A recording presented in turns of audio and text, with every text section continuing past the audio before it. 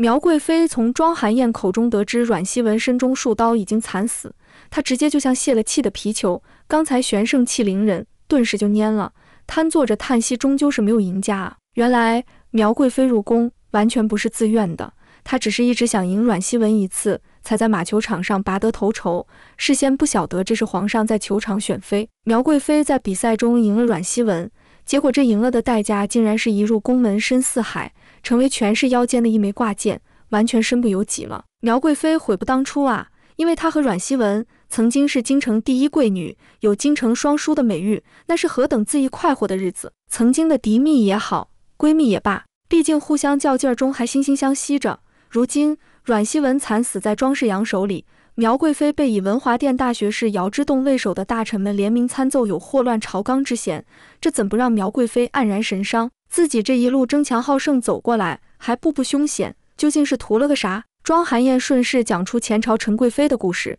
这更是让苗贵妃顾影自怜，不得不多想了。原著小说《重生之贵女难求》中确实有这样一位陈贵妃，一个章节名称就叫贵妃惨死。事由如下，皇上与傅云熙是亲兄弟，两人的母亲是静妃，也就是说傅云熙其实是一位王爷，是皇上的亲弟弟。太后为了避免皇权旁落，害死了静妃和她腹中待产的孩子，还对傅云熙兄弟俩下了寒毒。傅云熙意外得知太后才是大恶人，就尽力忍耐着，积蓄力量，以便伺机报仇。庄寒燕以玄亲王妃的身份即将嫁给傅云熙，但还没有正式过门，太后就要对付庄寒燕了。这位陈贵妃在太后的授意下，在宫宴上对庄寒燕下了春毒。喝下毒酒后，庄寒燕强撑着等到宫宴结束，赶忙独自跑到僻静处，承受着春毒发作的痛苦。庄寒燕脸颊潮红，满头大汗，浑身难受。要知道女子中了这春毒，只有与男子交合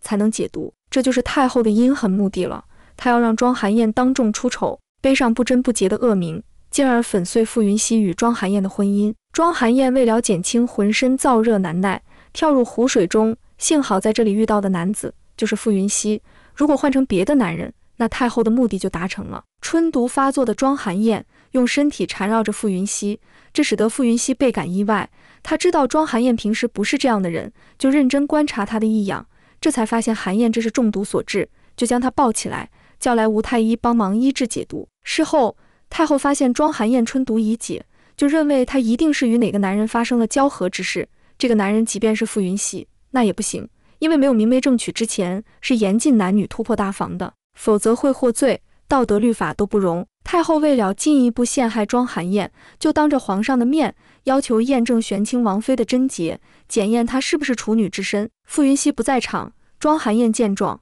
赶忙向皇上大喊臣女冤枉，说自己从不曾与外男有过这等污秽之事。莫等皇上开口，太后问他这是觉得陈贵妃冤枉他了吗？听到庄寒燕说从未做过与人通奸之事，皇上指出，依照大宗律令，女子通奸之罪，当扒光衣上游街，施以烙刑，严重者当庭杖死。他可认罪？庄寒燕指出自己莫做过的事，无罪可认。太后就提出用手工纱来检验一下吧，他可敢？这就让观众想起了剧中庄寒燕刚刚嫁给傅云熙后，傅家二姨听人们议论说庄寒燕婚后初夜未现落红，不是贞洁之身，要求检验。多亏了苗贵妃身边的女医官谭大人当众辟谣，讲出了用初夜落红来判定女子是否贞洁的谬误荒诞之处，这才帮庄寒燕解围了。因为庄寒燕被迫进行了手工纱检验，证明了自己的处女之身，这让太后倍感意外，太后就甩锅给陈贵妃了。玄亲王妃被当众羞辱了，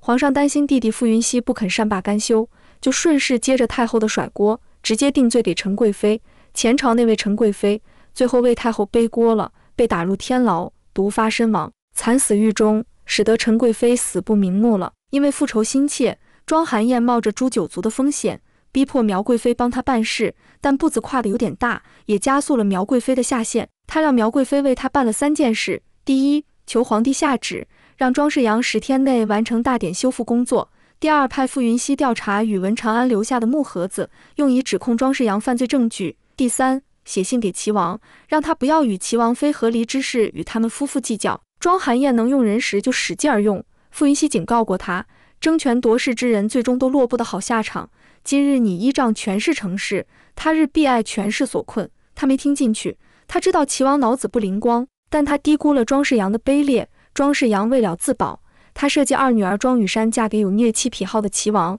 这样他顺利与齐王结盟。他在给齐王出坏招，收买钦天监，编造谣言，说夜值凶星半月，若不及时将凶星遏息，恐怕阴阳系颠倒，忽临女大王，影射苗贵妃是妖妃，不久会垂帘听政，甚至有篡位之心。宁可信其有的皇帝一定不敢拿皇位开玩笑。为了江山，他赐苗贵妃白绫一条，或不及家人。早已知道自己的结局，苗贵妃没有抗争，她上吊死了。虽然她身为贵妃高高在上，但被皇帝算计的生不了孩子，这皇帝还不满意，非得让她死，大臣皇家才满意。百姓们人人都争着当贵女，殊不知只要女子的尊贵是依仗男子而来，这一生便身不由己。等庄寒燕赶到，苗贵妃已经没有气息，她悲痛也悔恨，我不杀伯仁，但伯仁弟因我而死，再者他也失去了靠山，对付庄世阳难上加难。情急之下，他回到家拿出藏匿很久的匕首，他要以命抵命，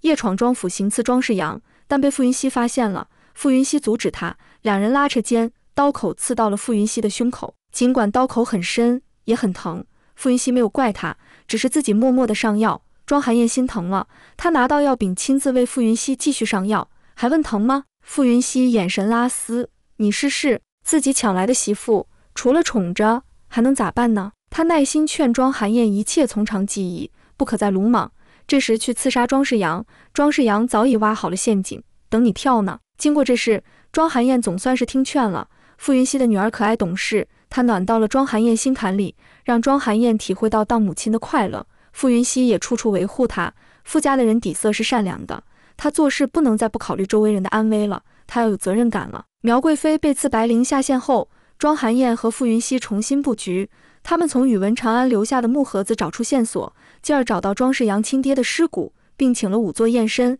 指证庄世阳杀父。知道庄世阳杀父的人只有周如茵，庄世阳要杀周如茵灭口。而之前周如茵已经毁容和庄世阳决裂，因为他的女儿庄雨山嫁给齐王后总是被虐待，周如茵求他救救女儿，庄世阳无动于衷，就连女儿好不容易逃出来，还被他又送回了齐王府。他是个自私之人，当初为了攀上齐王这个靠山，明明知道齐王有虐妻癖好，义无反顾将女儿嫁给了他。为了自己的前程、老爹、女儿的性命，他从来不放在心上。他先把周如茵关了起来，后来要把她活埋。庄寒燕知道后就下了周如茵，他告诉周如茵，之前确实恨过她，但现在放下了对她的仇恨，因为嫁入傅家，当了阿芝的母亲后，他理解了一个身为母亲的感受。他主动与周如茵握手言和，告诉她，当下他们要对付的是真正的坏人庄世阳。同时，庄雨山也有着强烈的求生欲望，他在庄寒燕的帮助下，努力逃出了齐王府。一波三折，傅云熙出事了。何文慎高中之后，败在庄世阳的门下。他一直对当年求娶庄寒燕不成怀恨在心，他就是第二个庄世阳，阴暗狠辣。他得知了傅云熙的义子身份并报官，在官兵来临之前，傅云熙让庄寒燕躲了起来，他被押入大牢。庄寒燕在角落里眼睁睁地看着这一幕，心如刀割。傅云熙本身就身中寒毒，遇到庄寒燕后总是受伤，为帮庄寒燕救母，他被杖刑。苗贵妃死后，为阻止发疯的庄寒燕自投罗网杀庄世阳，而被庄寒燕误伤，这次落在敌人手里，又是一番折磨，而且还是水刑，想想就头皮发麻。庄寒燕悔不当初，傅云熙曾劝导他，争权夺势之人最终都落不得好下场。今日你依仗权势成事，他日必爱权势所困。他没听进去，他早已爱上傅云熙。刺伤傅云熙后，傅云熙问他，你一直说想要一个家，那家应该是什么样？他说要有血脉相连的亲人才能像家。傅云熙告诉他，他只是傅家的一个养子，与傅家并没有血缘关系，但只要有情有爱，这便是我的家，也可以是你的家。阿芝拿出他碰巧得到的长命锁，那是阮希文送给庄寒燕的礼物，他希望庄寒燕一生安康，不被仇恨侵蚀一生。此时此刻，傅云熙就是他的家人，他来不及伤心，没了靠山，救夫之路难上加难。好在他有周如茵、周雨山、闺蜜柴静，以及他曾帮助过的张婉君母女、邓氏女儿的助力。女子间的友谊是最珍贵的，他们有勇有谋，期待他们复盘。